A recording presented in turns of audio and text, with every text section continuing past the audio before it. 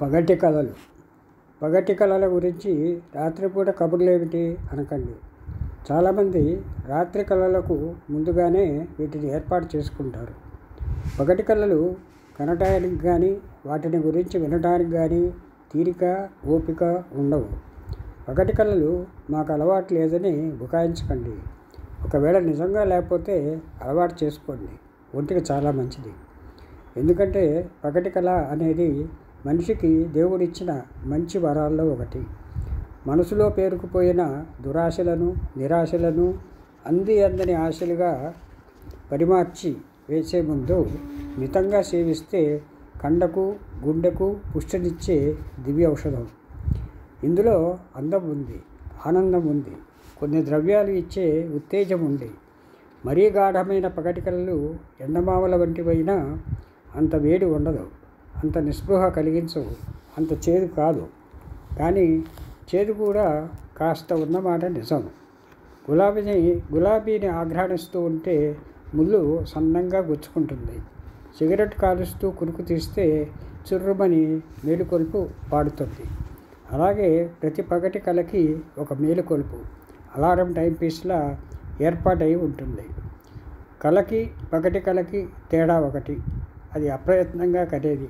క్షణంలో సగంలో యుగం సేపనిపించేదంట పెద్ద కళ కనవచ్చు.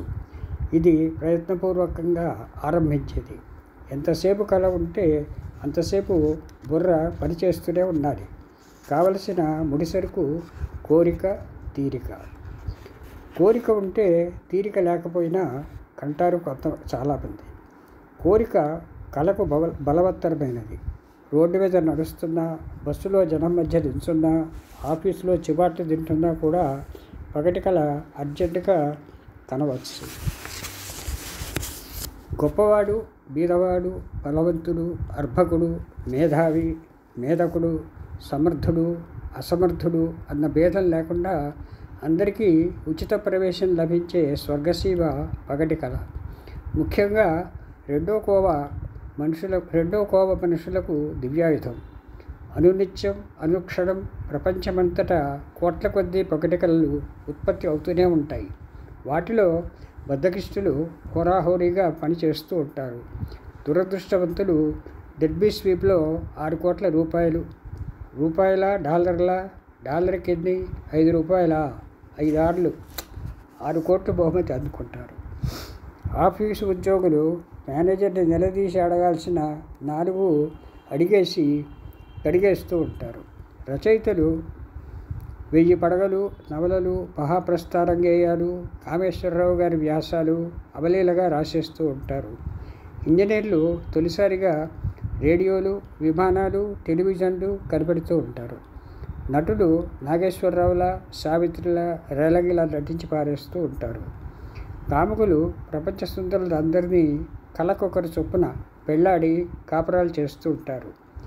అన్ని కళలకి చివర ఓ గుండు సూది లాంటి నిజం సున్నితంగా గుచ్చుకొని మేల్కొల్పు పాడుతుంది. సన్నటి నిట్టూర్పుతో అది కళ, ఇది ఇలా అన్న గ్రహింపుతో కథ ముగుస్తుంది. విషాదాంతం అని తెలిసి కూడా ప్రతి వ్యక్తి మోజుపడి కనేవి పగటి కళలే. ఆనంద బాష్పాలు, దుఃఖ బాష్పాలు కలపడంలోనే ఆ మాధుర్యం ఉందేమో.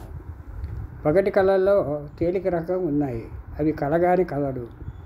ఇవి టెక్నికలర్లా తీర్చిదిద్ది ఉండవు, ఇట్టే చెరిగిపోవు. అవి జీవితాంతం ఆడించి తిప్పలు పెట్టే కళలు. జీతపురాలతో అప్పులన్నీ తీర్చిపారేసి